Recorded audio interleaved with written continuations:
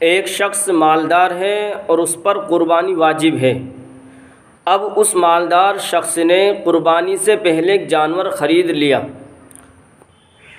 اب مالدار شخص کا وہ جانور قربانی سے پہلے ہی گم ہو گیا، تو اب اس مالدار شخص کے لیے دوسرے جانور کی قربانی لازم اور ضروری ہوگی۔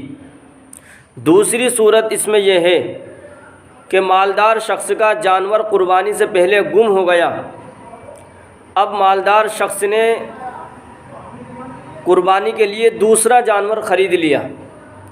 اب جب دوسرا جانور قربانی کے لیے خرید لیا تو اس کا پہلا والا جو جانور گم ہوا تھا وہ بھی اس کو حاصل ہو گیا، مل گیا۔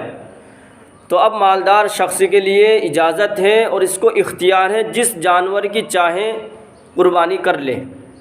دونوں کی قربانی اس مالدار شخص پر لازم نہیں ہے، ایک کی قربانی کر لے جس کی بھی چاہے۔